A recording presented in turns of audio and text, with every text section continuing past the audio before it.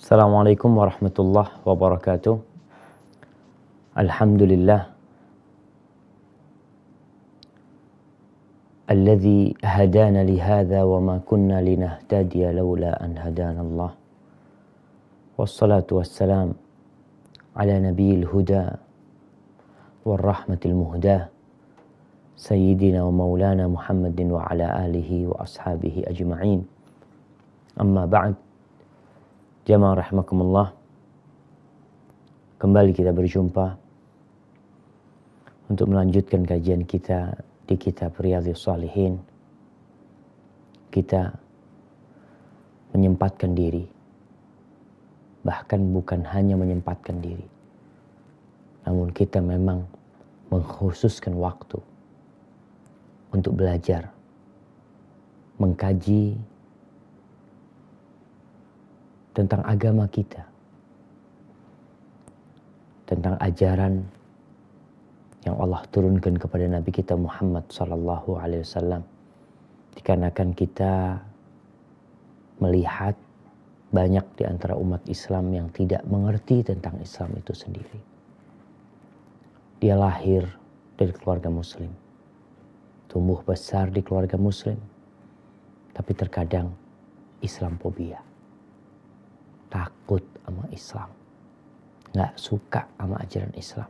Tentunya penyebab utama adalah al-jahl, kebodohan. Ketika seorang mengerti dan faham, harapannya dia akan cinta kepada agama ini.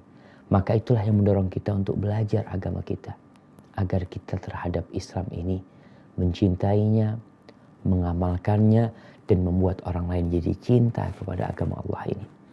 Kita telah masuk ke bab sabar, atau masih dalam bab sabar. Sebentar lagi kita akan masuk ke bab as-sidq. Kita masuk di hadis nomor 51 ya. Dari bab sabar di kitab Riyadhus Shalihin. Mungkin kita akan membaca hadis 51 ini dan yang selanjutnya. Silahkan.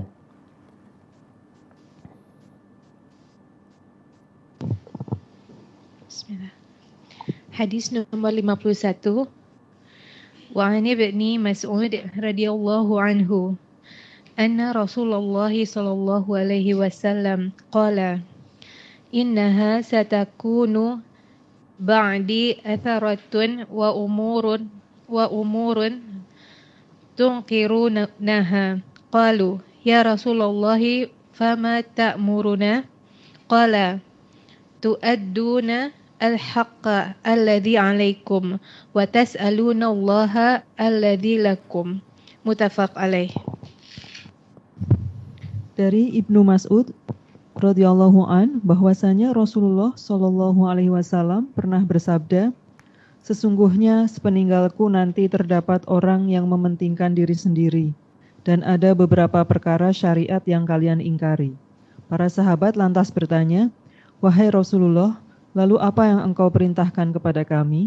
Beliau menjawab, hendaklah kalian menunaikan hak yang wajib atas kalian dan memohon kepada Allah apa yang menjadi hak kalian. Muttafaqun alaih. Masya Allah. Barakallahu fiik. Ini sabar dalam menyikapi orang lain. Khususnya dalam menyikapi pemimpin, pemerintah, atau atasan kita. Di mana Rasul sallallahu alaihi wasallam menyampaikan kepada para sahabatnya akan terjadi situasi yang berbeda. Di masa Rasulullah sallallahu alaihi wasallam, para sahabat hidup damai, tentram, makmur, sejahtera. Mereka mendapatkan hak mereka. Sahabat-sahabat Nabi berbeda-beda tingkatannya. Ada sahabat muhajirin, ada sahabat ansar. Kalangan muhajirin pun ada as-sabiqun al-awwalun. Ada orang-orang yang awal masuk Islam. Lalu Nabi SAW mengatakan, nanti itu akan terjadi, kalian akan merasakan ada pemimpin yang pilih kasih. Ada perkara-perkara yang kalian ingkari. Lalu apa sikap? yang harus dilakukan oleh seorang rakyat mendapatkan pemimpin yang zalim. Pemimpin yang hanya sibuk menuntut rakyatnya melakukan kewajiban mereka, tapi sang pemimpin tidak memberikan hak rakyat. Rasul Shallallahu Alaihi Wasallam memberikan arahan bahwasanya solusi dalam perkara itu adalah kalian laksanakan kewajiban kalian. Di sini kita harus tahu terhadap negeri kita. Kita hidup di bawah pemerintahan siapapun. Apabila pemimpinnya muslim, walaupun dia zalim, dia tidak peduli sama kita. Mungkin dia hidup pilih kasih. Hanya orang-orang dekat dia yang mendapatkan kesejahteraan. Apa tugas kita? Kata Nabi SAW, tu'addunal haqqa alladhi alaikum. Sudah, kalian sabar. Laksanakan kewajiban kalian.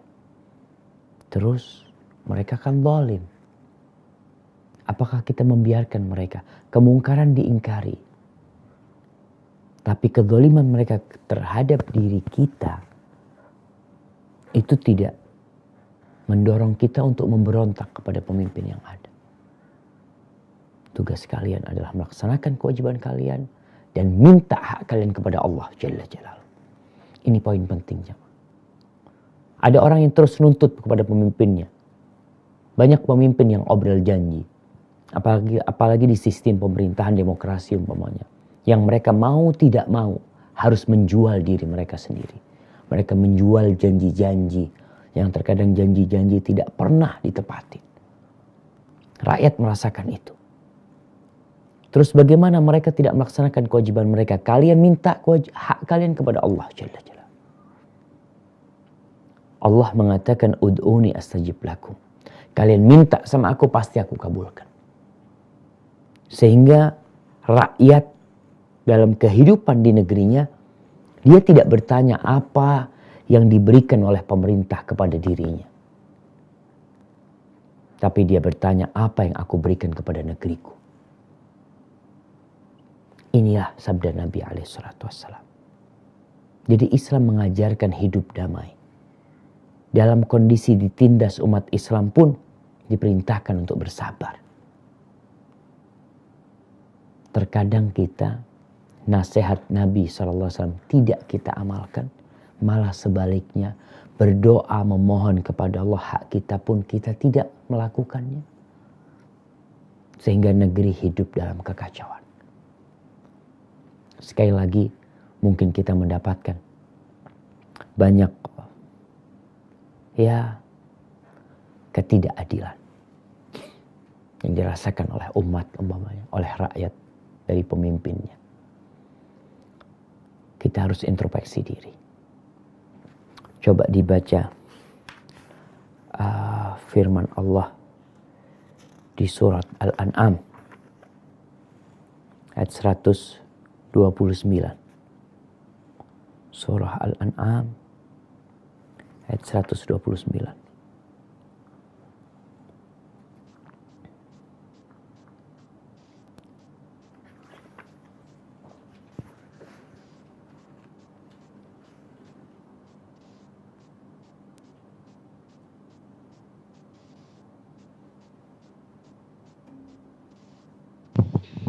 Nah, silakan. A'udzu billahi minasyaitonir rajim. Wa kadzalika nuwalli ba'dadh dhalimina ba'dam bima kanu yaksibun. Dan demikianlah kami jadikan sebagian orang-orang zalim berteman dengan sesamanya sesuai dengan apa yang mereka kerjakan. Nah, nuwalli ba'dadh dhalimina ba'dan, bisa jadi orang zalim berteman dengan orang zalim. Orang zalim Allah jadikan pemimpin mereka orang zalim pula. Jadi apabila rakyat mendapati pemimpin yang zalim, maka mereka harus tahu diri. Ini terjadi dikarenakan kezaliman mereka. Begitulah kami jadikan orang-orang zalim teman baik, pemimpin, pemerintah buat orang-orang yang zalim pula.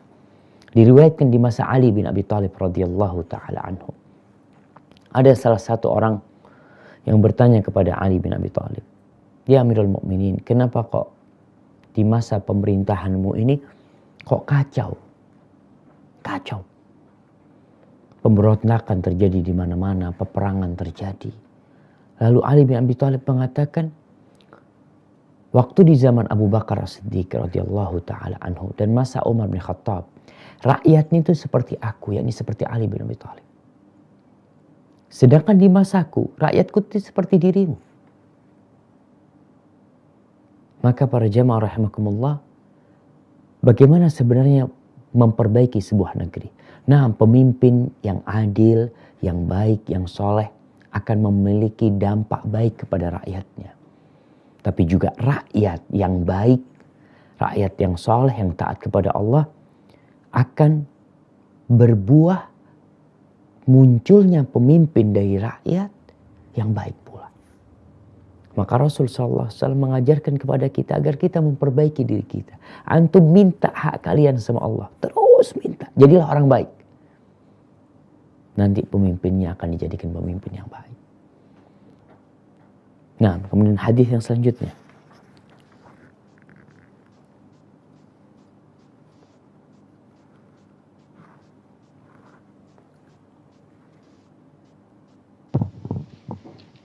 Hadis nomor 52. Wa an Abi Yahya Usaid ibni Khudair radhiyallahu anhu anna rajulan minal ansarin qala ya Rasulullah ala tasta'miluni kama sta'malta fulanan faqala innakum satalqawna innakum satalqawna ba'di atharatan fasbiru hatta talqawni 'alal haud. Muttafaq alaih. Dari Abu Yahya Usaid bin Hudair radhiyallahu anhu bahwa seorang dari kaum Ansar bertanya, "Wahai Rasulullah, maukah engkau mempekerjakan aku sebagaimana engkau telah mempekerjakan fulan?" Lalu beliau bersabda, "Sesungguhnya peninggalku nanti kalian akan menjumpai orang yang mementingkan diri sendiri. Maka bersabarlah kalian hingga kalian menjumpaiku di haud atau telaga surga." Muttafaq alaih. Barakallahu fikum. Subhanallah. Ya, haud ini telaga yang di padang mahsyar. Bukan Al-Kautsar yang berada di dalam surga. Nabi SAW, ini hadis diriwayatkan dari Usaid bin Khudair radhiyallahu anhu. Usaid bin Khudair adalah salah satu sahabat dari kalangan Ansar, dari kabilah Al-Aus ya. Dia termasuk sahabat yang memiliki suara yang indah. Sampai dalam sebuah hadis diceritakan bagaimana Usaid bin Khudair lagi membaca Al-Quran di dalam rumahnya, ya di halaman rumahnya. Kemudian ada lampu-lampu terang yang turun ke bumi. Itu malaikat-malaikat turun mendengarkan bacaan Usaid bin Khudair radhiyallahu taala anhu. Usaid bercerita bahwa ada salah seorang dari Ansar yang mengadu kepada Nabi SAW. Kenapa dia nggak dijadikan amil? Amil ini pekerja. Pekerja itu kedudukannya macam-macam. Ada yang jadi gubernur, ada yang jadi amil zakat. Maka dia bertanya, kenapa aku kok nggak dipekerjakan? Kenapa aku kok nggak dipakai? Fulan kok dipakai? Kenapa fulan kok dipilih? Aku nggak dipilih. Apa jawab Nabi SAW?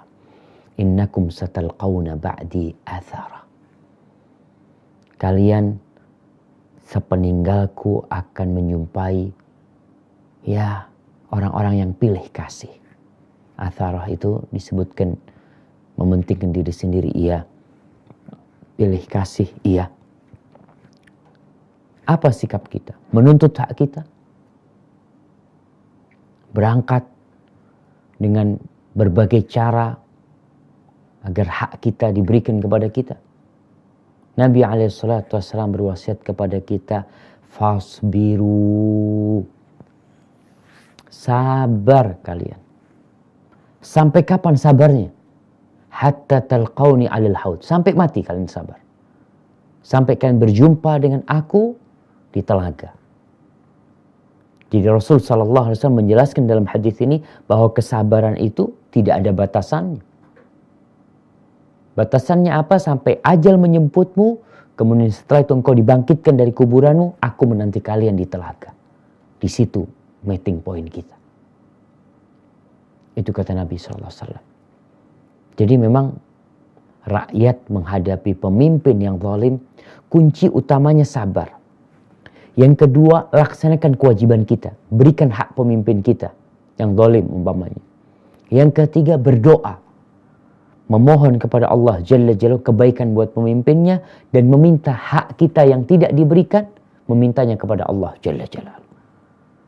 Dan terkadang kembali lagi kita anak ulangi bahwasanya sebagian kita langkah-langkah yang telah disampaikan oleh Nabi SAW kita tidak melakukannya. Sabar enggak, yang ada marah-marah, mencaci maki. Ini pemimpin gimana nih, zalim umpamanya. Memang pemimpinnya zalim, bahkan Nabi SAW sudah menyampaikan kepada para sahabatnya. Sepeninggal Nabi SAW kalian akan mendapati pemimpin-pemimpin yang mementingkan diri mereka sendiri. Tugas kalian apa? Bersabar, memperbaiki diri, memohon kepada Allah Jalla Jalaluhu hak kalian. Insya Allah, ketika kita menjalankan sunnah Nabi SAW, perintah Nabi, kita akan mendapatkan kedamaian. Jadi kalau ada orang berpikir umat Islam itu jadi teroris, jadi pemberontak, dikarenakan mereka terlalu bersemangat beragama, enggak. Karena salah memahami agama. Tapi kalau semangat beragama, dia baca hadis ini nih, dia akan tahu, oh memang tidak hanya dengan semangat kita beragama, tapi dengan ilmu. Nabi SAW mengatakan, fasbiru hatta talqauni 'alal haud. Sabar. Dan sabar tidak ada batasannya. Batasannya adalah mati berjumpa dengan Nabi SAW ke haud sananya. Baik, barakallahu fikum. Ini berkaitan dengan sabar menghadapi pemimpin, menghadapi atasan. Dan untuk para istri juga. Pemimpin di rumahnya adalah suami. Terkadang tidak sedikit suami yang menuntut haknya. Dia senantiasa mendudukkan istrinya, mendikte istrinya, mengatakan kamu harus seperti ini, kamu harus seperti ini, seperti ini, seperti ini. Terus istri salah sedikit jadi besar. Ada suami yang seperti itu. Apa tugas seorang istri? Sabar. Dia jadi pemimpin di rumah itu. Laksanakan kewajibanmu sebagai istri. Ustaz, dia suami Ustaz gak mau memberikan hak-hak anak, minta haknya kepada Allah Jalla Jalaluhu. Dan saling memberikan nasihat. Namun ketika sudah tidak bisa, ada bab di mana seorang bisa menuntut haknya. Hadza wallahu a'lam bishawab. Berkaitan dengan bab ini ya. Baik, kita masuk kepada hadis yang terakhir di dalam bab sabar. Silakan dibaca. Hadis nomor 53.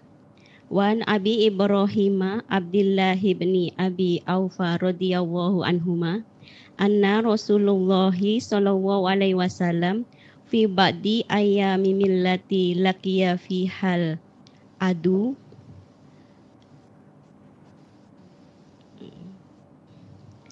antadoro hatta idza malat, bacanya intadhar.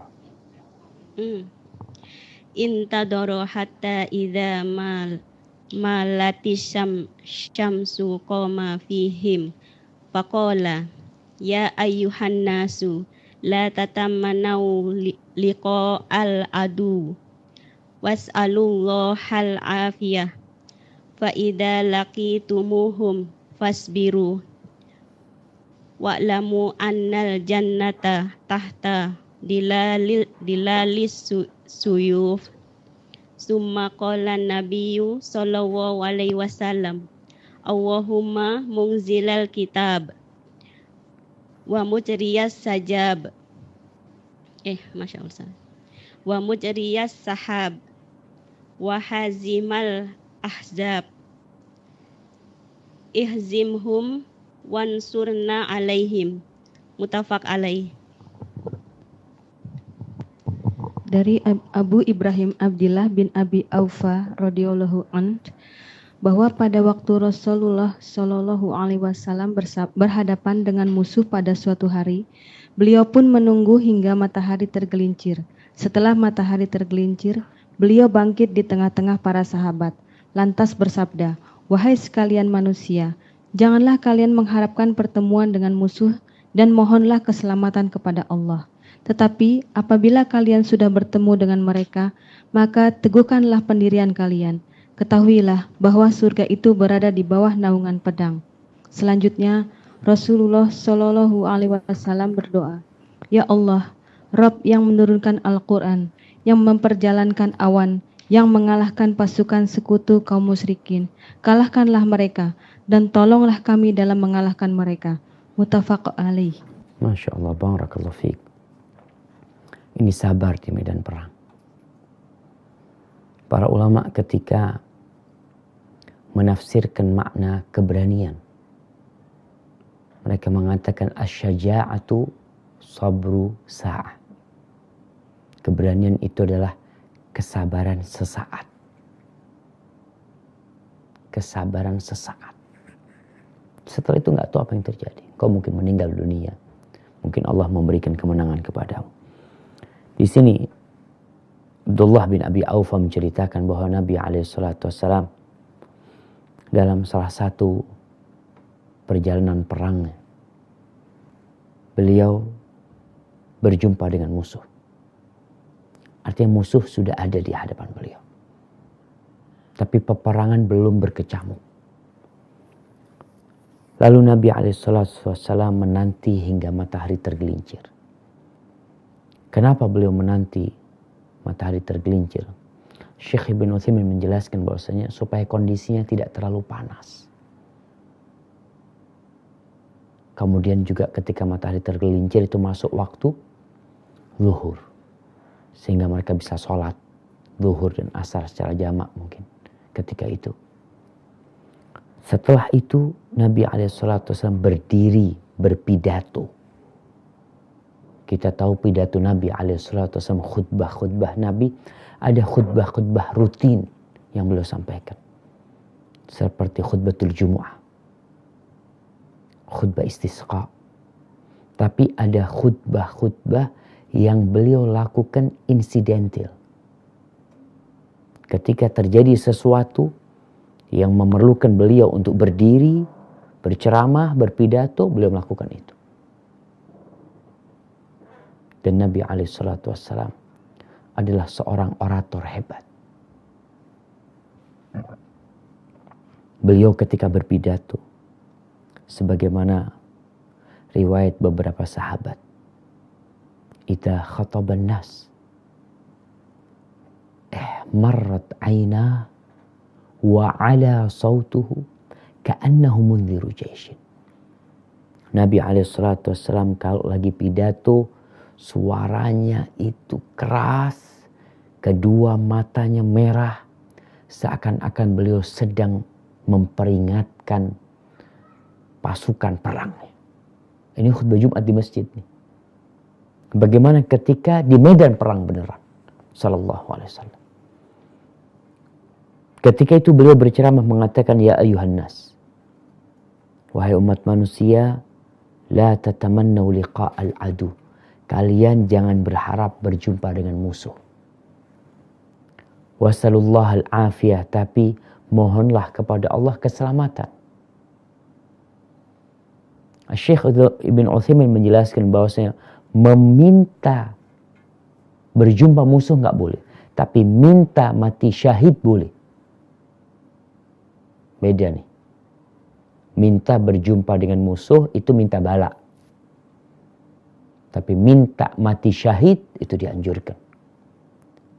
Bahkan Nabi SAW mengatakan, man sa'alallaha syahadata sadiqan ballaghahu Allahu manazil syuhada wa in mata ala firashihi. Kata Nabi SAW, barang siapa yang memohon kepada Allah untuk mati syahid, maka dengan benar, bukan pura-pura doanya, tapi dari hati dia yang paling dalam, dia ingin mati syahid, maka Allah akan menyampaikan dia kepada derajat orang-orang yang mati syahid, walaupun akhirnya dia mati di atas ranjangnya. Terkadang seperti itu. Khalid bin Walid mati di atas ranjangnya, padahal dia panglima perang. Tapi barang siapa yang memohon dengan berdoa, meminta kepada Allah dengan benar, Allah akan sampaikan dia ke tingkatan-tingkatan orang yang mati syahid. Yang dilarang itu berharap berjumpa dengan musuh. Maka mintalah keselamatan sama Allah. Kemudian faiza laqitumu, tugas kalian kalau kalian berjumpa dengan musuh, fasbiru, sabar. Karena termasuk dosa besar ketika seorang melarikan diri dari medan perang. Itu termasuk dosa besar. Tawalli yaumaz zahf. Kemudian Nabi mengatakan di sini fasbiru, ini sabar. Ketika berjumpa dengan musuh, sabar. Terkadang jamaah, kita sabar ketika menang, tapi tidak sabar ketika kalah. Maka termasuk akar akhlak mulia itu adalah sabar. Apalagi ketika berjumpa dengan musuh. Wa'lamu annal jannata tahta dhilali suyuf. Ini Nabi berpesan kepada para mujahidin yang berada di medan perang. Kalau surga itu berada di bawah naungan pedang-pedang. Memotivasi mereka untuk berharap surga Allah Jalla Jalaluh. Agar mereka tatkala berperang bukan untuk mencari ketenaran.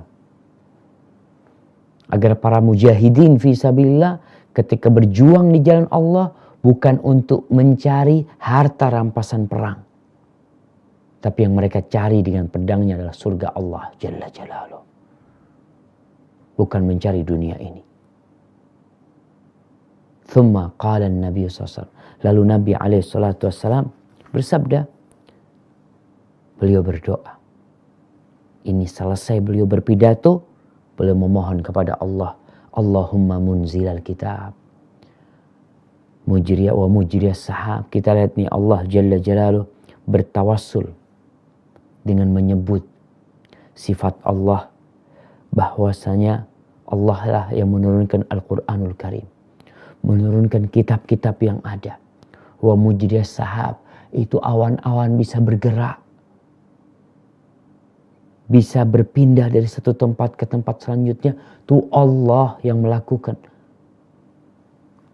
Wa hazimal ahzab, di sini Nabi SAW menanamkan di diri para sahabatnya tauhid. Bahwa Allah lah yang mengalahkan musuh-musuh. Bukan kekuatan mereka, bukan jumlah mereka, bukan persenjataan mereka, tapi Allah yang mengalahkan musuh-musuh itu. Baru setelah itu Nabi menyebutkan doanya. Ihzimhum wansurna alaihim. Ya Allah, kalahkan mereka dan bantu kami dalam memerangi mereka. Maka hadis ini menyebutkan bahwasanya seorang mujahid memerlukan kesabaran ketika berjumpa dengan musuhnya. Dan dari hadis ini pula kita lihat seorang pemimpin itu memang harus memotivasi rakyatnya agar mereka bisa ikhlas dalam beramal, agar mereka tidak takut. Dan terkadang jamaah, ada seorang yang menyampaikan kebenaran tapi cara menyampaikannya salah, sehingga orang gak menerima kebenaran tersebut. Di sini pentingnya para pendakwah untuk belajar bagaimana berbicara.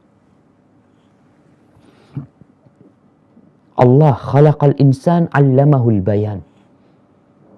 Allah menciptakan manusia dan mengajarkan kepadanya al-bayan, bagaimana menerangkan, bagaimana menjelaskan. Rasulullah SAW beliau mengatakan inna minal bayani la sihra. Sesungguhnya ada penjelasan itu yang merupakan sihir. Artinya ucapan dia menghipno orang yang mendengarkan. Terkadang ada seorang pendakwah yang ditinggalkan oleh masyarakat. Bukan karena ilmunya yang dangkal, bukan. Tapi dikarenakan cara menyampaikannya yang kurang tepat dan kurang nyaman. Sebaliknya, ada pendakwah-pendakwah yang cetek ilmunya, bahkan mungkin salah keilmuannya. Tapi karena gaya menyampaikannya bagus dan indah, diterima oleh masyarakat. Nabi SAW berpidato, orator beliau. Maka kita perlu belajar berbicara. Kalau kita lihat aja, ada kuliah komunikasi, ada kuliah bicara, belajar. Yang lulus sana jadi sales, jadi marketing kadangkala. Masa orang yang mau berdakwah tidak belajar bagaimana cara menyampaikan? Dan kita lihat Nabi SAW ketika berpidato tidak panjang, kemudian membosankan. Tapi beliau sesuai dengan kebutuhannya. Dan semangat beliau ketika berpidato tadi sampai kedua matanya merah. Hadir dalam ceramah beliau. Bukan hanya membaca teks yang tidak dihayati dari dalam hatinya. Tapi memang benar-benar menyampaikan dari hati. Sallallahu ala nabiyina wasallam. Dengan ini kita telah menyelesaikan bab tentang kesabaran. Sabar itu ada 3. Sabar melaksanakan perintah Allah. Sabar menjauhi larangannya. Sabar terhadap takdir-takdir ilahi. Dan kita ini mau masuk bulan Ramadan. Bulan Ramadan adalah syahrus sabar. Bulan kesabaran. Sabar melaksanakan perintah Allah, sabar menjauhi larangannya, dan sabar terhadap takdir ilahi. Kita lapar, kita haus ya. Kita tahan tuh, kadang-kala ada sebagian orang yang harus sakit perutnya ketika dia berpuasa. Ada yang kena pedih perutnya ketika dia berpuasa, dia tahan sebentar, dia berhasil. Maka semoga Allah menjadikan kita orang-orang yang sabar di bulan Ramadan ini dan bulan-bulan yang lainnya. Paling tidak bulan Ramadan sebagai bulan untuk latihan kesabaran kita. Sehingga kita bisa sabar menghadapi orang lain. Sabar terhadap sikap-sikap yang menyakitkan hati. Sebagaimana sabarnya para sahabat yang sudah kita dengar kisahnya. Barakallahu fiik. Kita masuk ke bab keempat, yaitu bab as-sidq. Bab kejujuran. Bab kejujuran. Ini salah satu kunci dalam kehidupan ini. Silakan dibaca nih. Ada 3 ayat yang disebutkan oleh Imam Nawawi dalam bab ini sebelum kemudian masuk kepada hadis-hadis Nabi sallallahu alaihi wasallam. Monggo, silakan dibaca.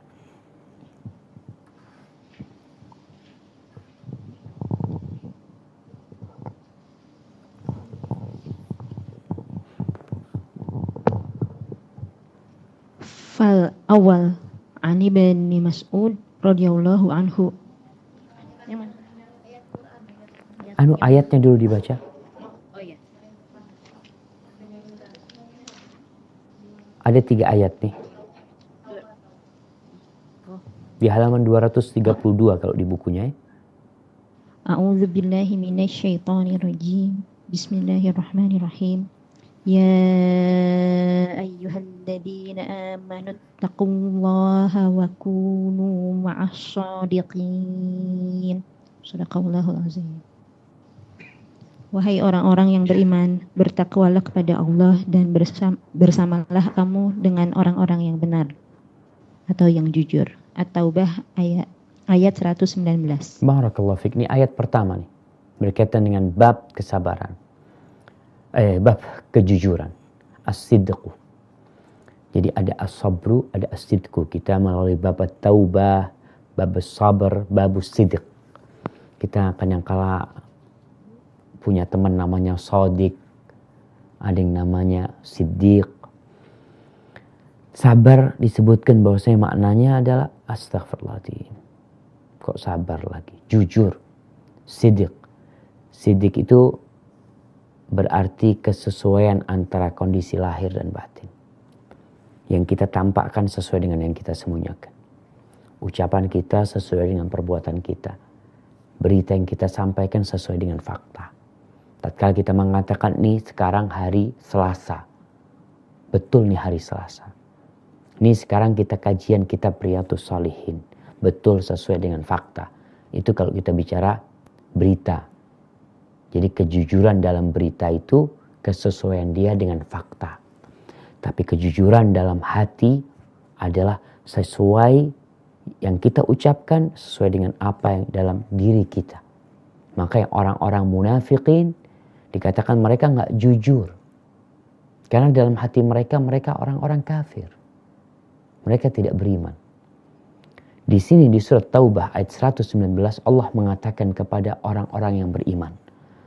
Sekali lagi tatkala ada panggilan ya ayyuhalladzina amanu, kita perhatikan banget nih.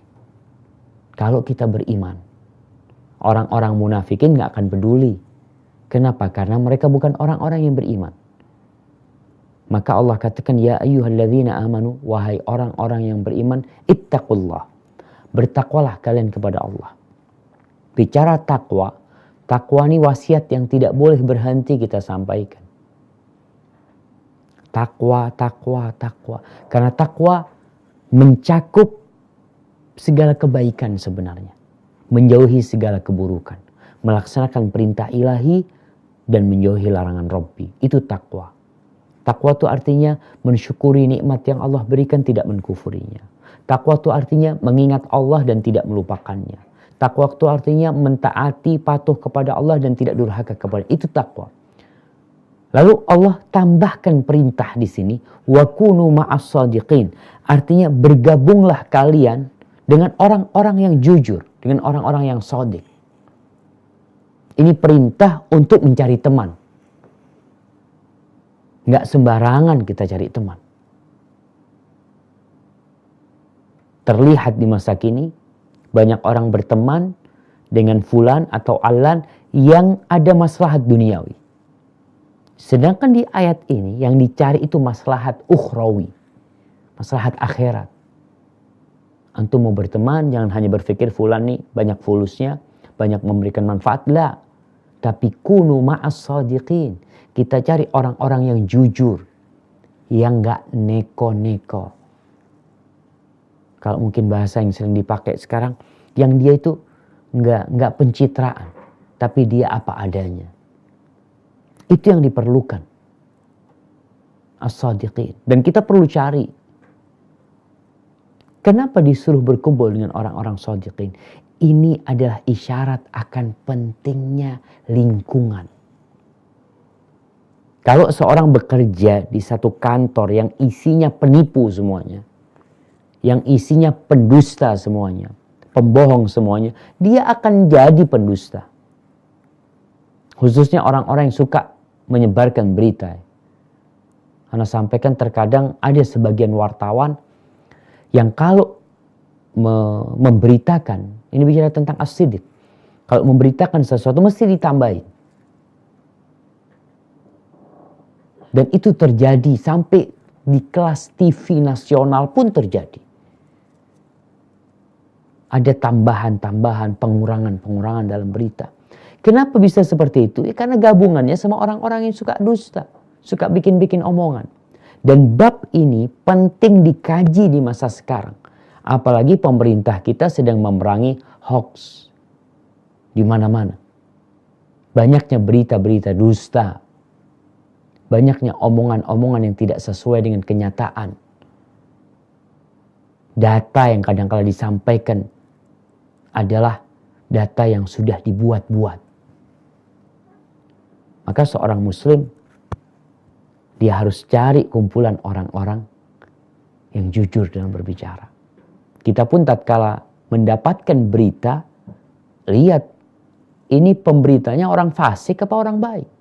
Kebanyakan ya media-media berita adalah orang-orang fasik. Kalaupun nggak fasik, kita nggak kenal sama mereka.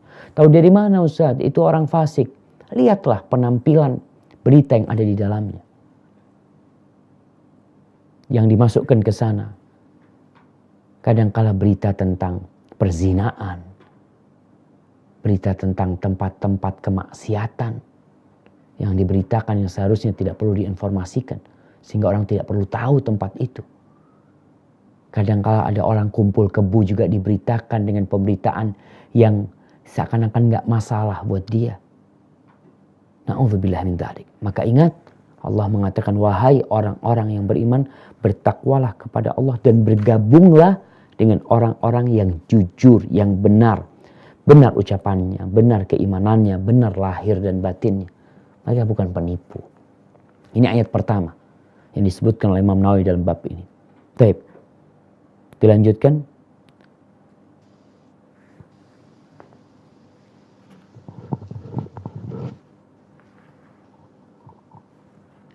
Potongannya atau ayat lengkapnya? Kalau bisa ayat, tapi potongannya nggak apa-apa biar nggak terlalu panjang. Nah.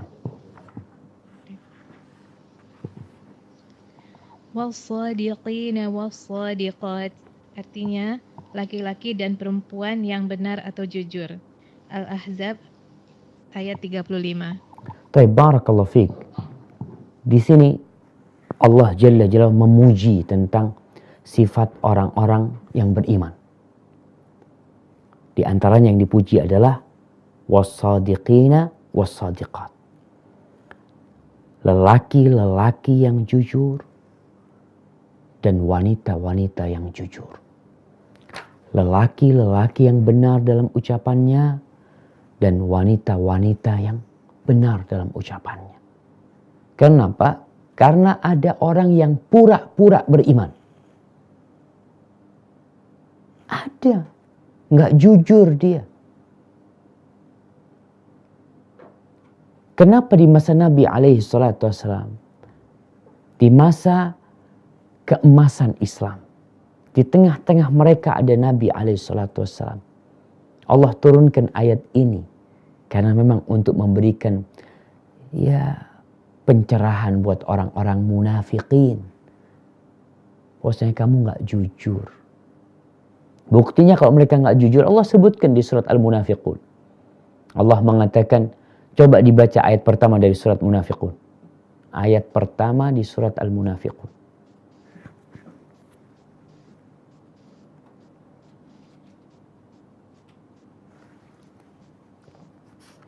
Nah, silahkan.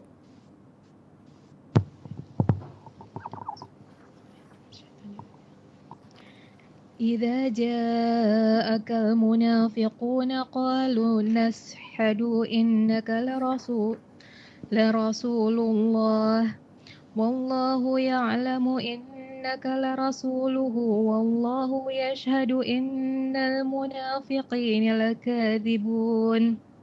Artinya, apabila orang-orang munafik datang kepadamu, mereka berkata, kami mengakui bahwa sesungguhnya kamu benar-benar Rasul Allah.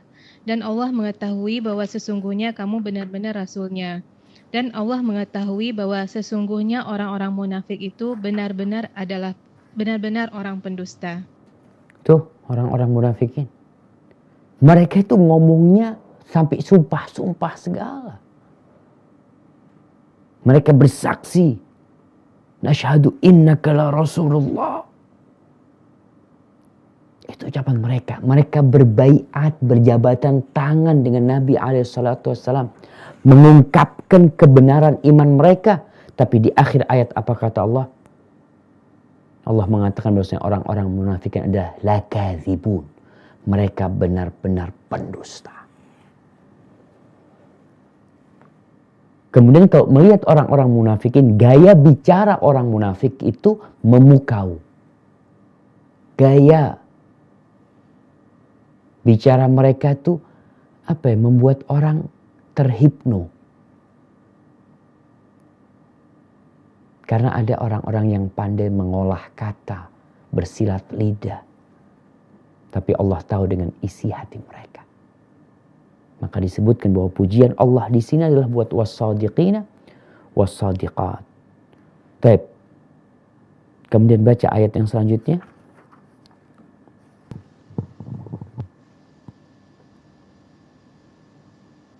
Nah, ini surat Muhammad. A'udzu billahi minasyaitonir rajim.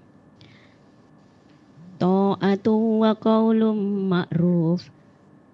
Fa idza azamal amr walau sadaqallaha lakana khairal lakum. Khairal lahum. Khairal lahum. Nah, Artinya, yang lebih baik bagi mereka adalah taat kepada Allah dan bertutur kata yang baik. Sebab apabila perintah perang ditetapkan, mereka tidak menyukainya. Padahal jika mereka benar-benar beriman kepada Allah, niscaya yang demikian itu lebih baik bagi mereka. nah, artinya falau sadaqullaha, sadaku, kalau mereka benar tuh dalam keimanan mereka. Mereka bermuamalah kepada Allah dengan kebenaran, dengan kejujuran, itu yang lebih baik. Tapi yang terjadi orang munafik enggak. Orang munafik itu apa ya? Pelin-pelan. Ngomongnya itu akan ketahuan. Orang-orang bohong itu ketahuan nantinya. Dan itu yang dilakukan oleh orang-orang munafikin. Kenapa mereka nggak jujur? Mereka menunjukkan kebenaran. Terkadang ketika pulang dari perang, Rasul sallallahu alaihi wasallam ya, kisah 3 sahabat tadi yang pernah kita bahas di bab taubat, Ka'ab bin Malik dengan 2 sahabat lainnya, bagaimana mereka jujur, kemudian Allah turunkan ayat yang membebaskan mereka dari dosa mereka, Allah mengampuni mereka. Sedangkan orang-orang munafikin itu datangnya minta maaf Nabi SAW, aku gak bisa ikut perang karena ada ini, karena ada itu, ada sakit, ada urusan, ada macam-macam. Itu yang terjadi dengan orang-orang munafikin. Dan sekali lagi kalau mereka berbicara memukau pembicaraan mereka, maka kita harus hati-hati dengan orang-orang munafikin. Hati-hati dengan mereka. Baik. Dari sini kita, dan banyak ayat yang berkaitan dengan kejujuran ya. Banyak sekali ayat dalam Al-Quranul Karim. Pujian buat orang-orang yang jujur. Bagaimana mereka akan mendapatkan kedudukan yang tinggi. Yang pertama adalah para nabi. Kemudian orang-orang as-siddiqin. Seperti Abu Bakar as-siddiq. Di mana Allah telah memberikan kepada dia stempel bahwa dia as-siddiq. Adalah orang-orang yang jujur ya. Dan semoga kita termasuk orang-orang yang jujur dalam kehidupan ini. Karena memang kenapa kita harus berdusta? Atau paling tidak ada sebagian orang yang dia jujur tapi dia suka menebar dusta. Menebar hoax. Dia anak nggak pernah bohong. Antum nggak pernah bohong. Tapi menjadi penebar kebohongan. Sama aja sebenarnya. Baik, barakallahu fiik. Kita masuk ke hadis yang pertama berkaitan dengan bab as-sidq ini. Silakan dibaca.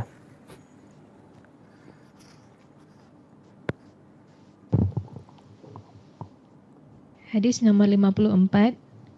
Fal awwalu an ibn Mas'ud radhiyallahu anhu anin Nabi sallallahu alaihi wasallam qala Inna sidqa yahdi ilal birri wa innal birra yahdi ilal jannah wa inna rajula la yasduqu hatta yaktubu indallahi hatta yuktaba indallahi siddiqan wa innal kadhiba yahdi ilal fujur wa innal fujura yahdi ilan nar wa inna rajula la yakzibu hatta yaktubu indallah yuktaba indallahi kazzaban muttafaq alaih. Barakallahu fiik. Dari Ibnu Mas'ud radhiyallahu an, dari Nabi Muhammad sallallahu alaihi wasallam, beliau bersabda, sesungguhnya kejujuran akan mengantarkan kepada kebaikan, dan kebaikan akan mengantarkan seseorang ke surga. Orang yang berbuat jujur akan terus berbuat jujur hingga ditulis di sisi Allah sebagai orang yang jujur. Dan sebaliknya, Sesungguhnya kedustaan itu mengantarkan kepada keburukan, dan keburukan mengantarkan seseorang kepada neraka. Seorang pendusta akan terus berbuat dusta hingga kelak ia akan ditetapkan di sisi Allah sebagai seorang pendusta. Muttafaq alaih. Barakallahu fiik, subhanallah jamaah. Ini hadis yang agung sekali ya. Berkaitan dengan kejujuran. Ana masih ingat waktu kita di pondok. Ini termasuk hadis-hadis pertama yang harus dihafal oleh santri pada waktu itu. Karena memang pendidikan di pesantren itu sebenarnya berbasis karakter. Mereka tidak hanya menginginkan anak-anak yang cerdas, anak-anak yang pandai, tidak membentuk manusia-manusia yang mungkin memiliki intelektual yang bagus. Bukan hanya itu yang diinginkan. Tapi yang diinginkan adalah anak-anak yang berilmu dan berkarakter. Sehingga hadis seperti ini perlu untuk senantiasa disampaikan dan dihafal oleh anak-anak. Sehingga tidak muncul lulusan-lulusan dari sekolah-sekolah tinggi, dari perguruan-perguruan tinggi yang mereka memiliki ilmu tapi ternyata tidak jujur. Pendusta. Seperti yang terjadi di negeri kita. Kita sedih sekali ketika KPK sibuk nangkep sana, nangkep sini. Yang ditangkap oleh KPK adalah orang-orang yang memiliki titel yang berjejer di belakang namanya atau di depan namanya. Yang kita melihat sebagian mereka adalah seorang dosen, seorang pengajar. Ada yang jadi hakim. Bahkan ada hakim MK pun ya. Ketua hakim MK yang dulu tuh. Anak ingat. Yang akhirnya ya kedustaan itu akan terungkap. Dan dalam hadis ini. Rasulullah SAW memerintahkan. Mengatakan alaikum bisidqi. Ya ini di riwayat lain disebutkan alaikum bisidqi. Ada perintah alaikum bisidqi. Hendaklah kalian berbuat jujur. Dan ada larangan wa iyyakum wal kadzib. Itu dalam riwayat lain. Jadi Nabi SAW memerintahkan kalian harus jujur. Kenapa harus jujur? Di sini tugas orang tua ketika memerintahkan kepada anaknya dengan satu perintah, berikan penjelasan kepada anak. Sehingga dia melakukan tugas itu dengan hati yang lapang. Tidak ada keterpaksaan. Ada orang yang penting kerjakan. Yang penting jalankan tugas. Enggak seperti itu Islam mengajarkan. Islam itu ingin membentuk karakter seorang yang berdasarkan kesadaran. Bukan keterpaksaan. Maka dijelaskan sama Nabi SAW. Kenapa disuruh jujur? Inna sidqa yahdi ilal bir. Nih, ternyata kejujuran ini kunci yang membuka pintu-pintu kebaikan. Kejujuran itu mengantarkan kepada kebaikan. Artinya sebagian orang mungkin kejujuran buat dia berat. Menyebabkan dia ya mungkin di penjara. Menyebabkan dia menderita. Tapi ketahuilah di balik itu ada kebaikan. Ini udah pasti. Kenapa? Karena Nabi SAW yang menjelaskan. Kemudian beliau jelaskan lagi, rentetan nih, ketika orang jujur, kejujuran dia itu akan mengantarkan kepada kebaikan. Kebaikan itu akan mengantarkan ke surga. Jadi, terminal terakhir dari kejujuran itu adalah surga. Walaupun dalam perjalanannya mungkin ada sesuatu yang membuat dia harus terhambat dalam perjalanan itu. Seperti orang yang mungkin naik kereta api, dia harus berhenti di situ, dia harus ditanya macam-macam, kemudian diminta tiketnya. Tapi ketika jujur nanti bakal sampai ke terminal terakhir, itu surga. Kemudian Rasulullah SAW memberikan penjelasan bagaimana karakter itu terbentuk dan bagaimana penetapan dari Allah itu disahkan oleh Allah. Itu dari pembiasaan diri. Disebutkan wa inna rajul la yasduq. Dalam riwayat lain ada tambahan wa yataharras sidqa. Ada orang yang selalu berbuat jujur dan dia berusaha untuk jujur terus. Jangan dipikir jujur itu mudah. Kadangkala orang jujur itu resikonya dia, kehormatan dia, diri dia nanti. Oleh karena itu disebutkan oleh Nabi SAW, ini orang terus berusaha untuk jujur. Sekali dia jujur, kemudian kedua kali dia jujur, terus dia berbuat jujur, sampai akhirnya tuh ada penetapan dari Allah. Ditulis, distempel, fulan siddiq. Seperti Abu Bakar radhiyallahu ta'ala anhu. Itu ada stempel as-siddiq buat dia. Kenapa? Karena dia terus berusaha untuk membenarkan Nabi SAW. Gak pernah dia berdusta dan membuat-buat dusta. Menyebarkan dusta, enggak. Maka bagi orang-orang yang menyebarkan dusta, dia berpikir, enggak, ana tidak berdusta, tapi antum termasuk yang membantu menyebarkan dusta. Oleh karena itu kata Nabi SAW, kafa bil mar'i kadziban ayyuhadditsa bikulli ma sami'. Cukup seorang itu dikatakan berdusta ketika dia menceritakan semua yang dia dengar. Semua broadcast yang masuk dia sebarkan lagi. Itu cukup dikatakan pendusta dia. Kenapa? Karena antum tidak tahu dengan kebenaran yang antum dengar.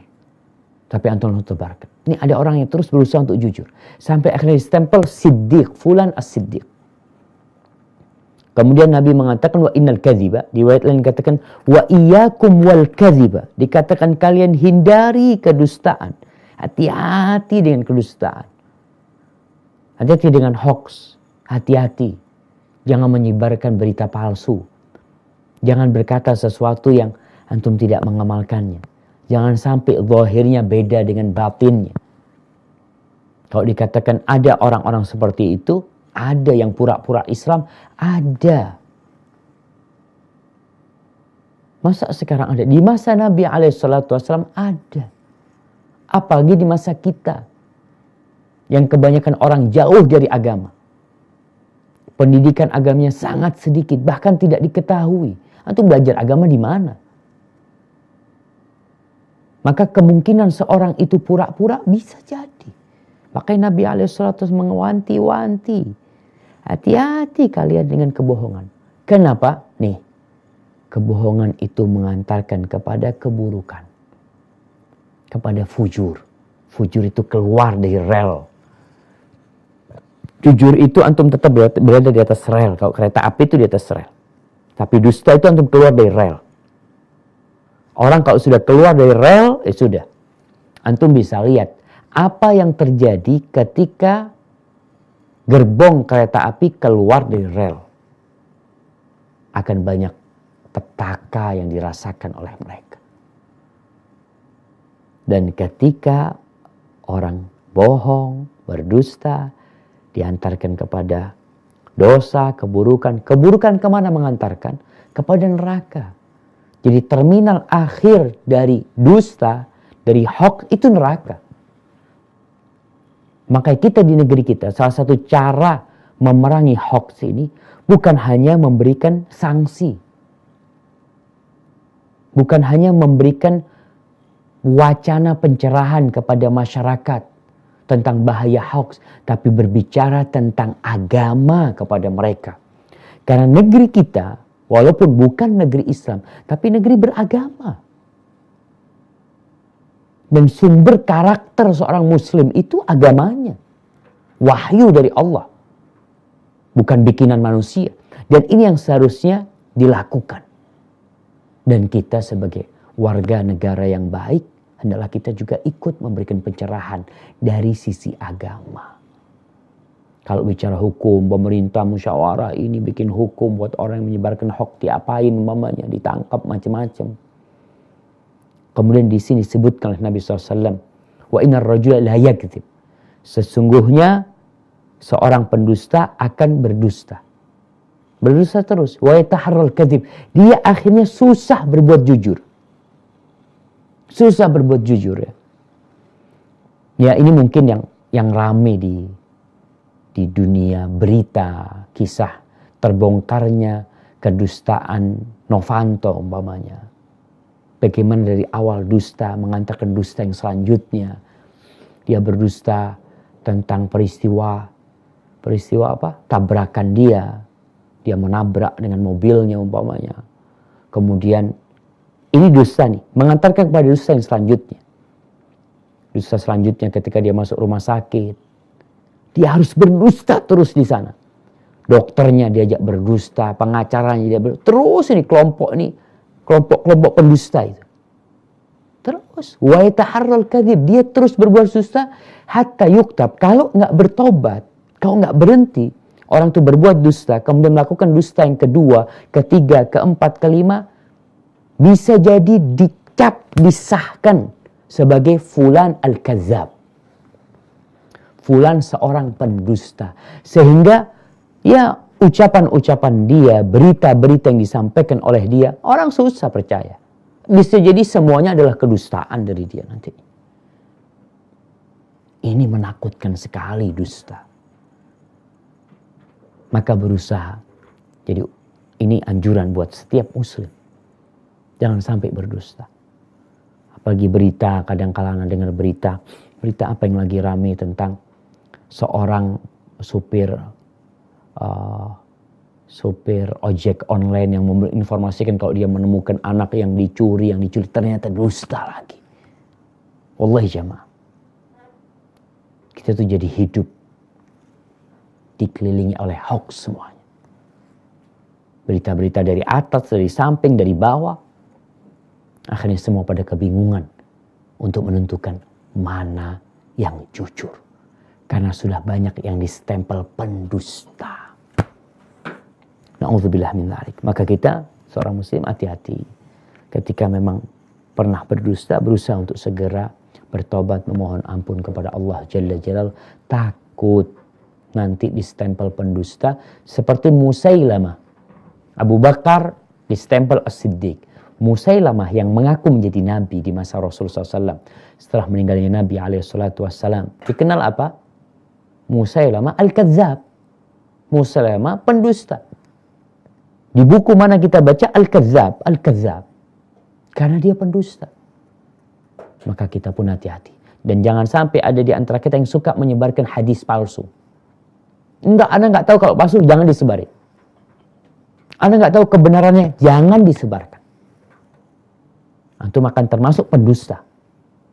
Karena termasuk menyebarkan berita, apalagi ini tentang Rasul sallallahu alaihi wasallam. Ternyata beritanya dusta. Nabi nggak pernah sallallahu alaihi wasallam mengatakan itu. Nabi tidak pernah sallallahu alaihi wasallam menceritakan hal itu. Lalu antum menyebarkannya, nanti kalau ditanya kenapa disebarkan, Anda nggak tahu. Kalau nggak tahu, berhenti, diem. Cukup di tempat antum. Hati-hati jemaah. Karena yang ditakutkan kita nanti keenakan dengan dusta itu sampai stempel pendusta. Pokoknya kalau fulan yang menyebarkan berita, hati-hati. Fulan ini kadzab, pendusta fulan ini. Ada sampai dikatakan orang yang berdusta, ya pelawak. Ada orang-orang yang berdusta dalam humor dia. Dusta sekali, dusta dua kali, dusta tiga kali. Akhirnya dia jadi pendusta memang. Padahal dusta ini nggak dalam urusan serius, dalam urusan bergurau. Kata Nabi SAW, wailun lilladzi yuhadditsu. Celaka buat orang yang bercerita, yang berbicara, fayakdzibu. Kemudian dia berdusta. Tujuannya apa? Liyudhika bihil qaum. Wailul lahu, wailul lahu. Tujuan dia adalah membuat orang tertawa dengan dusta dia. Maka celaka buat orang ini. Maka celaka buat dia. Maka ini bicara tentang dusta. Hati-hati. Ada dusta yang diperbolehkan, nah. Supaya kita tahu. Dusta yang diperbolehkan dalam 3 hal. Yaitu dalam peperangan. Yang kedua, ketika seorang suami, seorang istri saling memujuk suaminya, saling memujuk pasangannya. Dia mengobrol rayuan-rayuan gombal. Boleh. Yang ketiga untuk memperbaiki orang yang bertikai. Sisanya nggak boleh.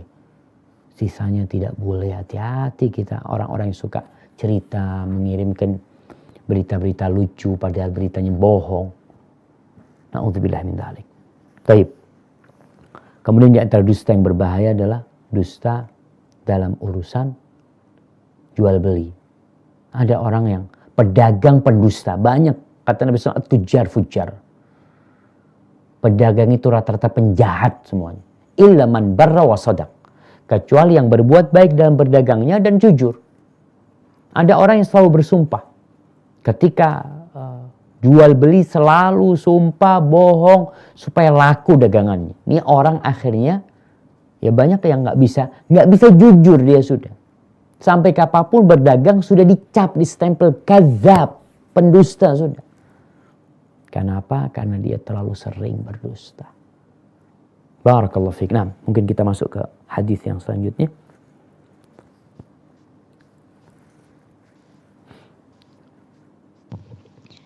Bismillah. Al-Farni an Abi Muhammadil Hasan ibn Ali ibn Abi Talib radhiyallahu anhu. Qala hafiztu min Rasulullah sallallahu alaihi wasallam da'ma yaribuka ila ma la yaribuka wa inna sidqa tumanina wal kadhiba riba. Rawahu at-Tirmizi wa qala hadis sahih. Dari Abu Muhammad Al-Hasan bin Ali bin Abi Thalib radhiyallahu anhu.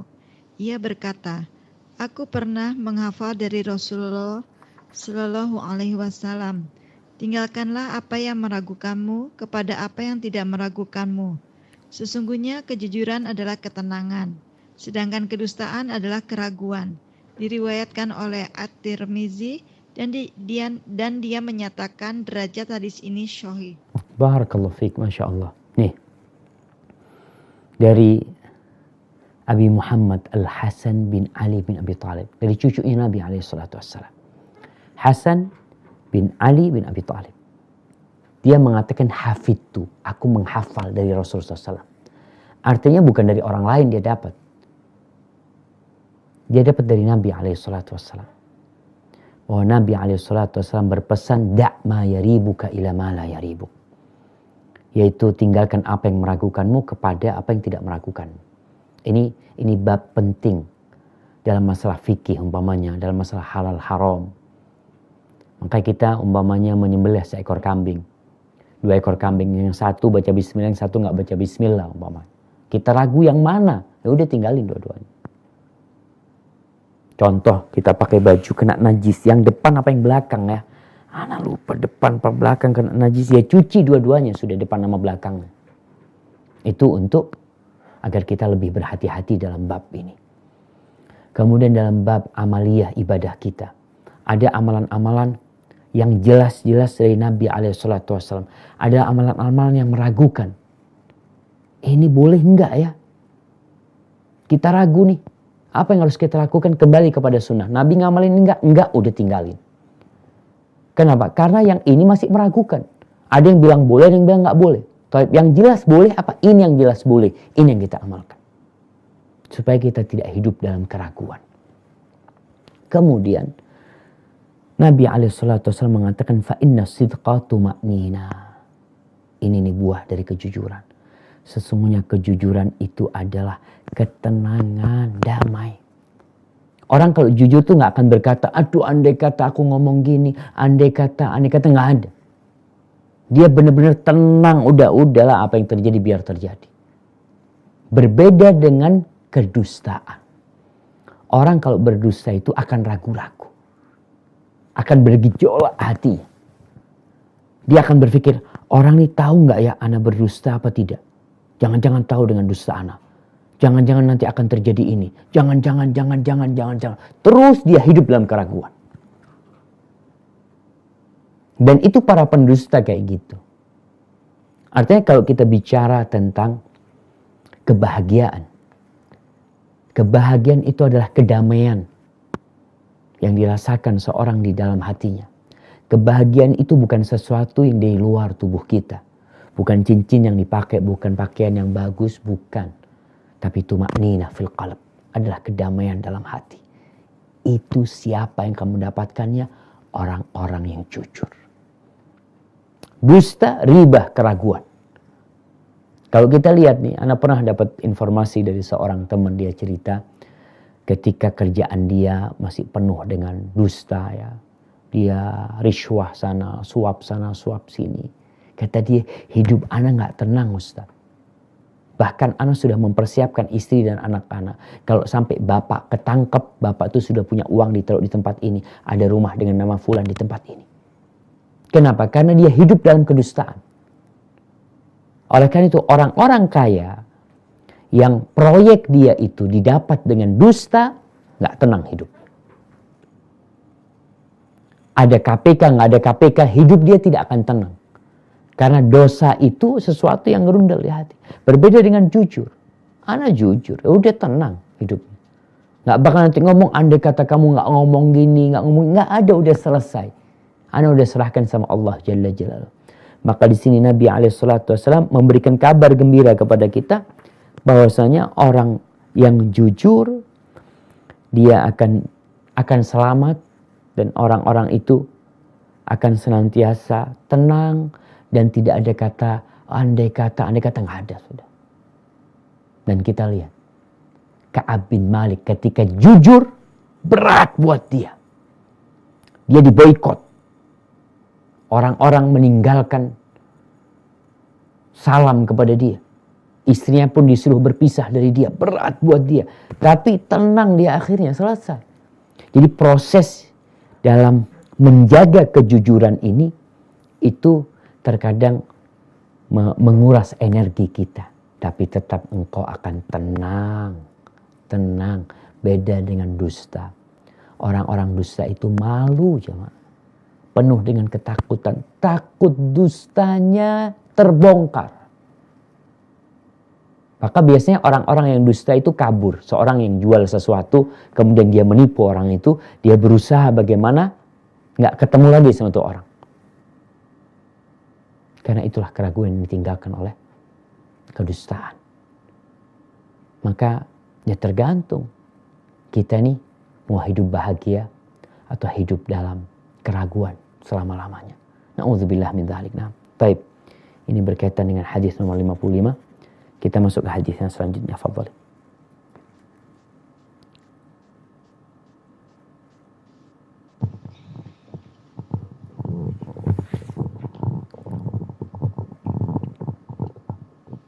Hadis nomor 56. As-salisu an Abi Sufyana Sohribni Harbi radhiyallahu an fi hadisihi tawili fi qissati Hirokla qala Hiroklu famada ya'murukum yakni an-nabiyyu sallallahu alaihi wasallam qala Abu Sufyan qultu yaqulu Abdullah wahdahu wala tusyriku bihi Ubudullah.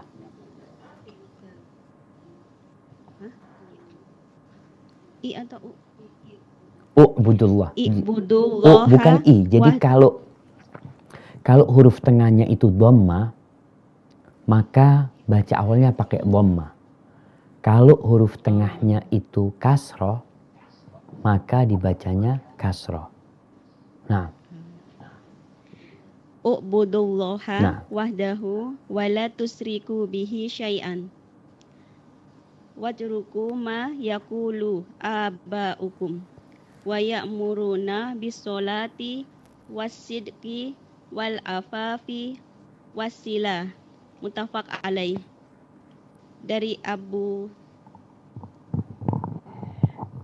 Abu Sufyan Sakhir bin Harb radhiyallahu anhu dalam sebuah hadis yang panjang mengenai kisah Heraklius. Heraklius bertanya, lalu apa yang maksudnya Nabi Shallallahu Alaihi Wasallam perintahkan kepada kalian? Abu Sufyan melanjutkan, aku menjawab, beliau bersabda, beribadahlah kepada Allah semata dan janganlah kalian menyekutukannya dengan sesuatu apapun. Serta tinggalkanlah apa yang dikatakan kepercayaan dan tradisi nenek moyang kalian. Selain itu, beliau menyuruh kami mengerjakan sholat. berbuat jujur, menjaga kesucian, dan menyambung tali silaturahim. Muttafaq alaih. Barakallah fiik. Subhanallah. Ini cerita Abu Sufyan sebelum masuk Islam. Peristiwa ini terjadi antara tahun ke-6 sama tahun ke-8 Hijriah. Jadi kita tahu di tahun ke-6 Hijriah terjadi perjanjian Hudaybiyah. Genjatan senjata selama 10 tahun. Ketika Nabi SAW hendak masuk Mekah, kemudian beliau dilarang untuk umroh, itu terjadi perjanjian di situ. 10 tahun genjatan senjata. Pada masa itu, tahun ke-6 setelah pulangnya umroh Nabi SAW atau tahun ke-7, Nabi SAW mengirim surat kepada raja-raja. Surat itu dakwah mereka kepada Islam. Dan alhamdulillah sekarang ada sarana yang sangat mudah kita berdakwah. Dulu pakai surat. Ditulis surat, sampaikan kepada salah satu sahabat Nabi, dia berangkat. Berangkat ke Mesir, berangkat ke Yaman. Di antara mereka ada yang berangkat ke Syam. Yaitu berjumpa dengan Raja Romawi. Heraklius pada waktu itu yang ada di Syam. Berangkat ke sana. Ketika sahabat Nabi mengirimkan surat, dalam masa itu ada pedagang dari Mekah yang datang ke Syam. Maka di sini Heraklius ingin bertanya-tanya tentang Nabi yang telah mengirimkan surat tersebut. Ditanyalah Abu Sufyan. Banyak pertanyaannya panjang. Mengupas tentang siapa sih Nabi Muhammad SAW. Tentang nasabnya dia bagaimana. Tentang kondisi dia. Di antara yang ditanya adalah apa sih yang diperintahkan oleh Nabi Muhammad SAW. Maka di sini kemudian Abu Sufyan menceritakan. Abu Sufyan jujur. Abu Sufyan menceritakan dalam kisah itu, aku tuh sebenarnya ingin bohong. Dia ingin berdusta. Tapi takut nanti akhirnya dicap dia pendusta. Dan Heraklius ketika memanggil Abu Sufyan bersama kelompok dari kafir Quraisy itu, Heraklius mengatakan kepada mereka, kalau teman kalian jujur maka kalian katakan benar. Tapi kalau bohong kalian dustakan dia. Jadi Abu Sufyan berkata yang di belakang ini sebagai saksi atas kejujuran dia atau kedustaan dia. Abu Sufyan tuh ingin berdusta. Di cerita panjang itu ada pertanyaan Heraklius yang memungkinkan Abu Sufyan untuk menyisipkan sesuatu. Ketika Heraklius bertanya, gimana perjanjian kalian sama dia? Kata Abu Sufyan, kita ini sekarang dalam masa genjatan senjata. Ya nggak tahu kita apakah dia akan berkhianat atau tidak. Hanya itu yang diucapkan Abu Sufyan. Yang lainnya jujur.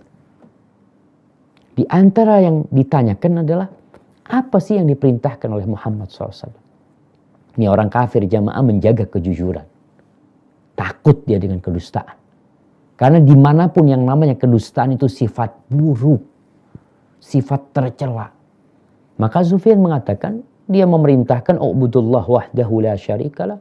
Wala tusyriku bihi syai'an. Beribadahlah kepada Allah esa tanpa menyekutukan. Itu inti dakwah Nabi SAW. Dan itulah yang diucapkan Nabi SAW dalam majlis-majlis dakwah beliau. Qulu la ilaha illallah tuflihu. Katakan la ilaha illallah. Tiada yang berhak disembah melainkan hanya Allah. Kalian akan beruntung. Apa jawaban orang-orang musyrikin? Aja'alal alihata ilaha wahida. Inna hadza la syai'un ujab. Apakah engkau hendak menjadikan Tuhan-Tuhan yang banyak satu Tuhan? Ini sesuatu yang menakjubkan, mengherankan kata dia. Watruku ma yaqulu abaku. Tinggalkan apa yang diyakini, yang dikatakan oleh nenek moyang kalian. Ingat, tradisi yang ada di bangsa Arab itu ada dua. Ada tradisi yang baik, menghormati tamu, umpamanya itu tetap dijaga sama Islam. Tapi tradisi-tradisi buruk tinggalkan. Di antaranya adalah kesyirikan. Dan kita nih umat Islam harus sadar bahwa di negeri kita, Indonesia, ada tradisi-tradisi yang baik yang perlu kita lestarikan. Ada kearifan-kearifan lokal yang perlu dilestarikan. Tapi ada tradisi-tradisi yang menyimpang dari agama, tinggalkan. Jangan, oh ini kan tradisi nenek moyang kita. Iya, tinggalkan. Apabila bertentangan dengan syariat, ini perintahnya. Abu Sufyan mengatakan, Nabi SAW menyuruh kita meninggalkan tradisi, keyakinan, amal-amal yang menyimpang dari ajaran Islam. Bukan malah tradisi buruk dibungkus dengan Islam. Bukan. Ditinggalkan. Itu yang dikatakan oleh Abu Sufyan tentang dakwah Nabi SAW.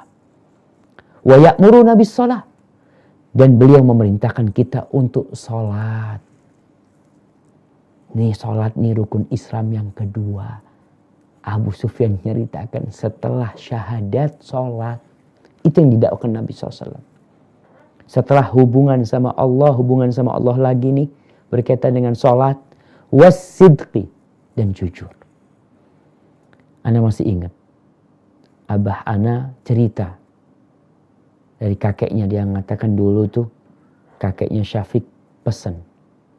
Riza, modalnya orang hidup itu dua. Sholat dan jujur.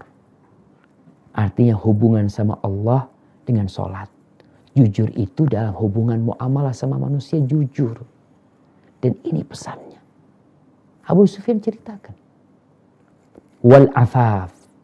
Dan menyuruh kita menjaga kehormatan. Menjaga kehormatan ini, menjaga kesucian itu ada dua. Menjaga kehormatan yang di bawah perut dan yang di perut. Yang di bawah perut dengan menjauhin perzinaan. Meninggalkan perbuatan-perbuatan keji. Adapun yang di perut dengan cara tidak makan kecuali yang halal. Diceritakan nih. Ini syariat Islam. Jadi jamaah, ada orang yang Islamophobia akhirnya berdusta atas nama Islam. Abu Sufyan ini benci sama Islam ketika itu. Bahkan dia memerangi Islam. Ketika perang Uhud, ketika perang Khandaq, Abu Sufyan mendatangkan pasukan jumlahnya 10.000 untuk menghancurkan kota Madinah. Dia benci sama Islam, tapi dia tidak berdusta. Ini yang terkadang ada musuh-musuh dakwah yang membuat omongan. Kadang-kala, oh ini aliran teroris, fundamentalis, ini intoleransi macam-macam, semuanya dusta. Abu Sufyan aja jujur. Walaupun dia gak suka sama Islam. Jadi kalau dikatakan Abu Sufyan ini Islamophobia banget tuh dia pada waktu itu. Tapi dia tetap jujur. Ini loh ajaran Islam. Anda tahu. Islam tuh nyuruh kepada tauhid, menjauhi kesyirikan. Islam itu menyuruh sholat, menyuruh jujur, menjaga kehormatan, kesucian, tidak makan kecuali yang halal, tidak ngambil hak orang lain, tidak mendolimin orang lain, tidak berzina, kemudian wasilah. Dan menyuruh berbuat baik. Silah itu berbuat baik kepada kerabat, silaturahim. Dan ingat, silah itu bukan berarti berkunjung. Enggak. Silaturahim itu menyambung hubungan dengan kerabat kita. Baik dengan berkunjung, atau dengan berbagi rizki yang kita milikin, atau baik pun telepon dia, assalamualaikum. Itu. Ini loh ajaran Islam. Sekali lagi jamaah. Anda ingin mengingatkan kepada orang-orang yang Islamophobia. Atau kepada saudara-saudara kita yang mungkin dari kalangan umat Islam. Yang agak fobi sama orang-orang yang mengamalkan sunnah Nabi SAW. Yang mengajak sunnah Nabi. Kemudian mereka berdusta, menfitnah. Dikatakan, oh ini aliran-aliran Wahabi umpamanya. Ini Zionis nih. Ini dibiayai oleh Yahudi. Jangan jamaah. Jujurlah antum. Jujur. Abu Sufyan ajak jujur. Maka katakan yang benar. Katakan yang baik. Atau diam. Itulah seorang muslim. Maka ingat. Yang paling banyak memasukkan ke neraka itu. Adalah lisan kita. Dan yang di antara dua paha kita. Hadza wallahu a'lam bishawab ya. Mungkin kita cukupkan di sini untuk membaca hadisnya. Bisa kita lanjutkan pada pekan yang akan datang. Baik. Silakan mungkin kalau ada pertanyaan. Ada sisa waktu.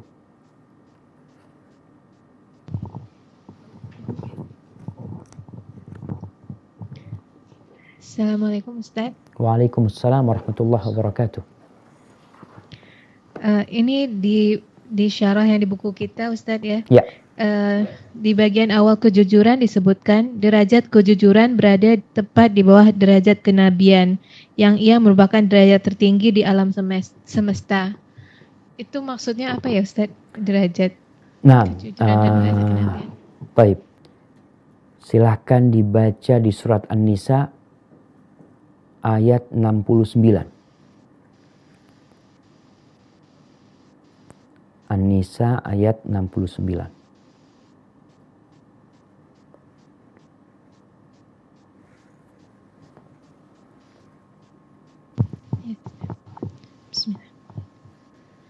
وَمَنْ يُطِعِ اللَّهَ وَالرَّسُولَ فَأُولَئِكَ مَعَ الَّذِينَ أَنْعَمَ اللَّهُ عَلَيْهِمْ مِنَ النَّبِيِّينَ وَالصِّدِّيقِينَ وَالشُّهَدَاءِ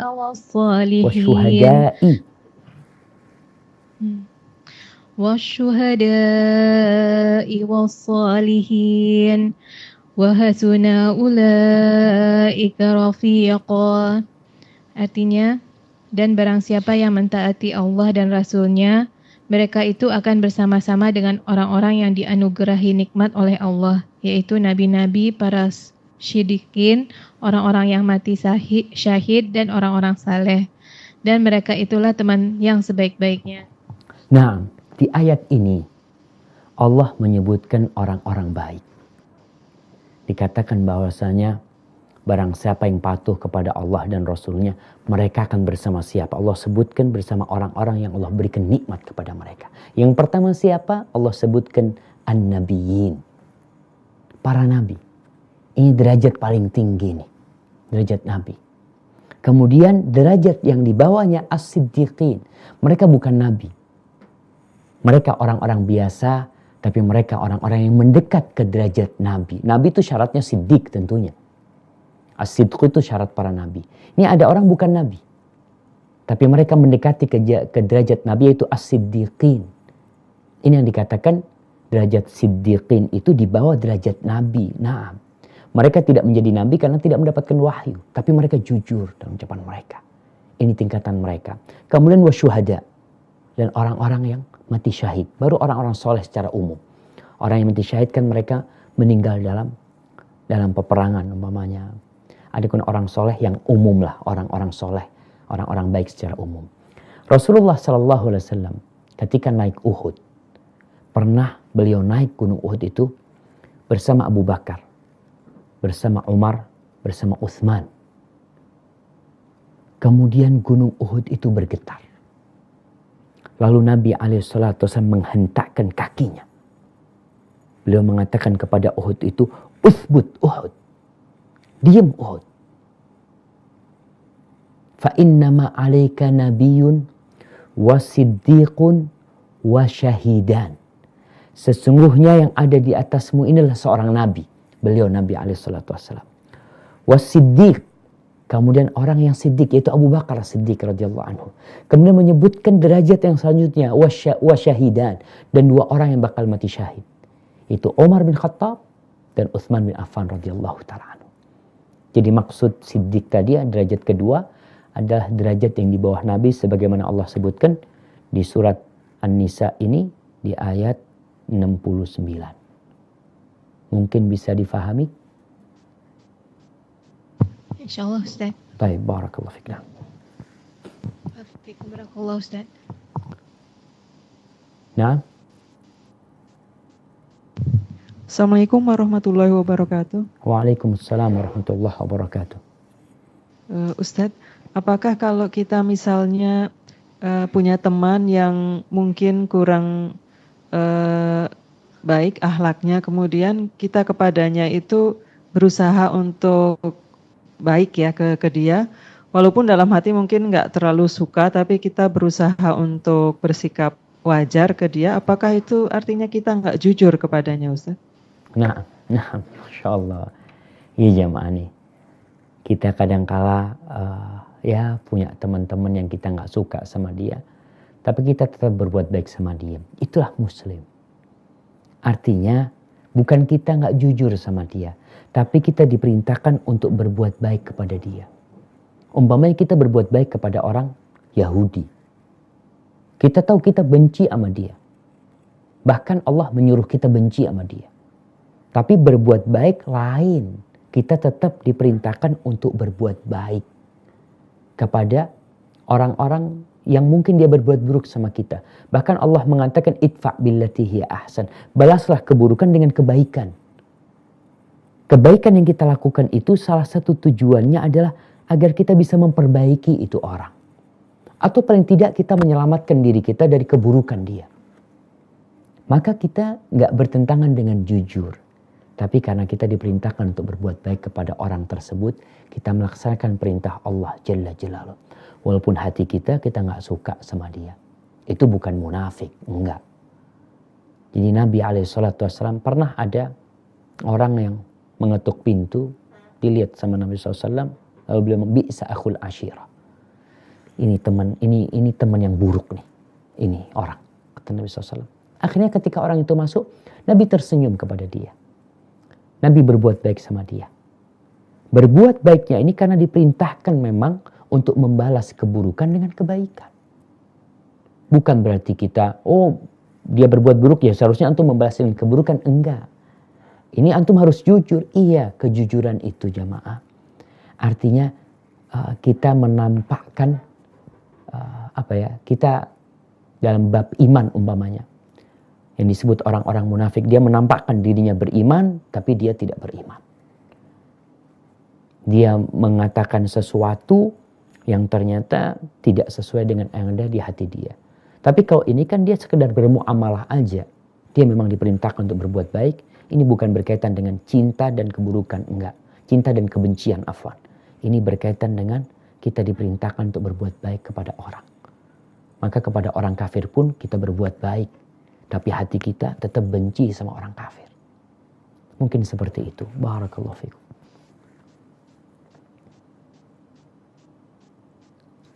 Ya Ustadz, ada pertanyaan lagi ini. Bagaimana kedudukannya orang yang berdoa dengan bernazar, Ustadz? Apakah itu termasuk tidak jujur kepada Allah? Nah, subhanallah ya. Jadi nazar itu kan wajib untuk dipenuhi. Allah memuji orang-orang yang memenuhi nazarnya. Tapi Allah tidak memuji orang-orang yang bernazar. Perlu dibedakan. Umpamanya di surat Al-Insan Allah mengatakan tentang penghuni surga itu yufuna bin nadri.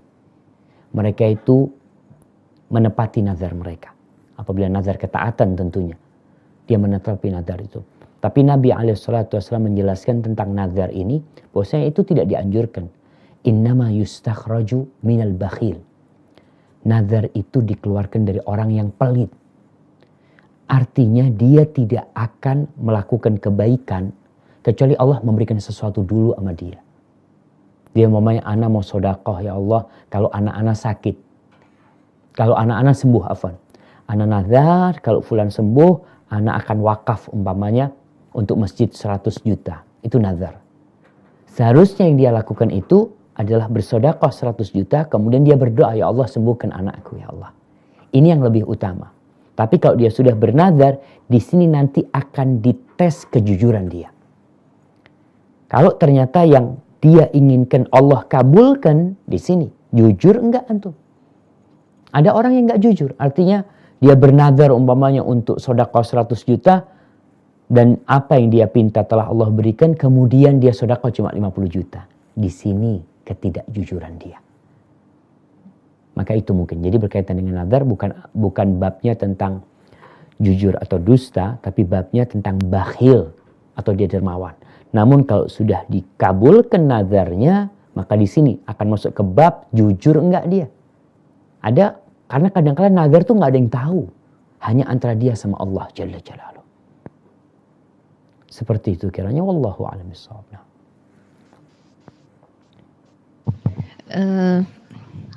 Ya, Prabu Muli tafadhol. Kalau ada pertanyaan. Syukran, jazakillah khair. Assalamualaikum Assalamualaikum Ustaz. Waalaikumsalam warahmatullah. Nah, Ini ada pertanyaan. Banyak kita jumpai kata-kata berbohong demi kebaikan. Itu bagaimana Ustaz? afwan, suaranya kurang jelas barusan. Cuma Kurang bisa jelas diulang? ya. Jelas Ustaz? Masih pecah barusan ya. Coba. Assalamualaikum. Waalaikumsalam. Iya, silakan. Ya. Kita sering dengar bahwa ada orang suka berkata bahwa berbohong demi kebaikan. Itu bagaimana Ustadz? Nah, iya. Ini berkaitan dengan berbohong demi kebaikan ya.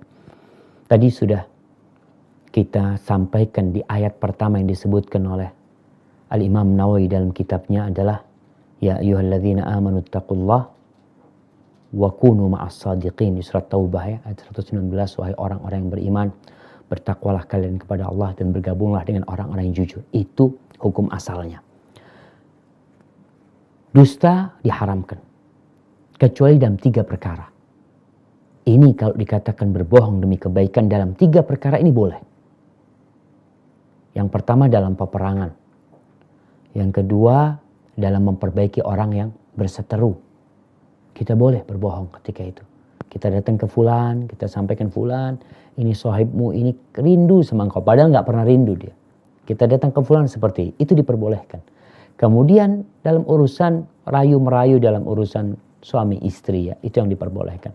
Maka kalau tadi dia mengatakan aku berbohong untuk kebaikan, apabila masuk dalam 3 perkara ini nggak masalah. Tapi kalau ternyata tidak, di sini baru kita memberikan penjelasan kepada dia bahwasanya berbohong demi kebaikan itu hanya dalam 3 hal. Kalau nggak masuk ini berarti nggak boleh. Seperti itu. Wallahu a'lam bishawab. Nah.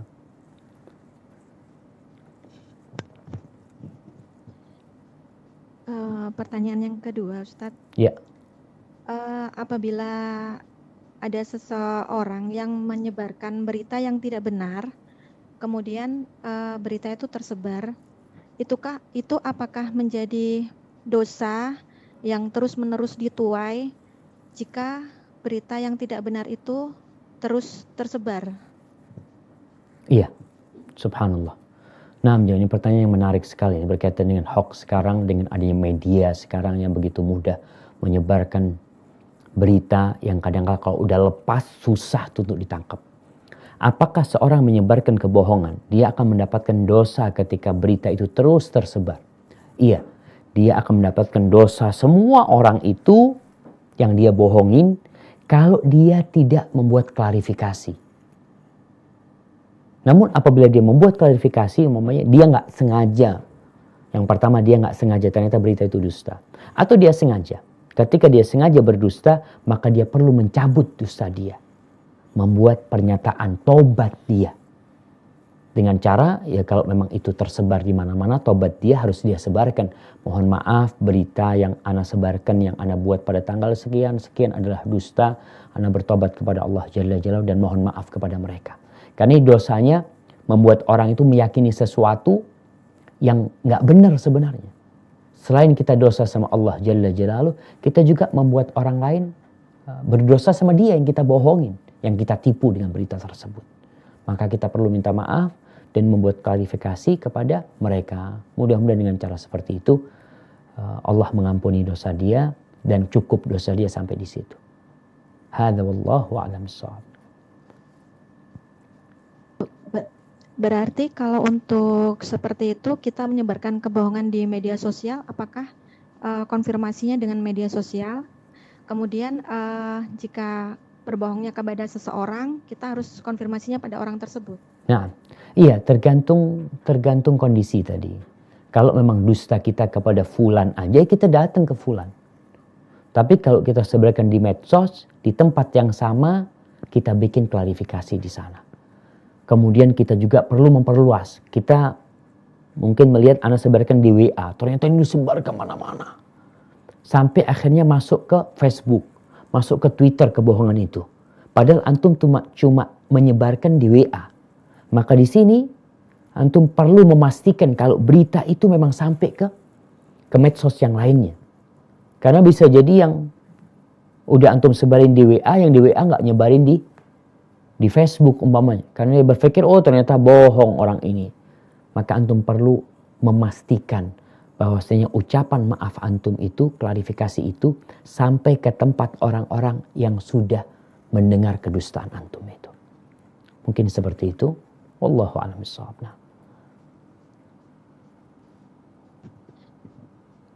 Pertanyaan terakhir, Ustadz. Nah. Jika ada seseorang yang ingin meminjam uang kepada saudara atau teman, kemudian alasannya mengutarakan alasan yang bukan sesungguhnya karena dia malu, itu apakah juga berdosa, Ustadz? Apa termasuk kedustaan juga? Subhanallah ya. Ini berkaitan dengan hutang piutang. Rasul sallallahu alaihi wasallam ketika beliau berlindung dari hutang, karena seringkali beliau berlindung dari hutang dan dosa. Aisyah bertanya, kenapa Nabi SAW engkau begitu takutnya dengan hutang dan dosa itu? Dengan hutang sebenarnya. Lalu Nabi SAW mengemukakan alasannya. Fa inna rajula idza stadana kadzab, haddath fa kadzab. Biasanya orang kalau utang itu dia akan berbicara kemudian dusta.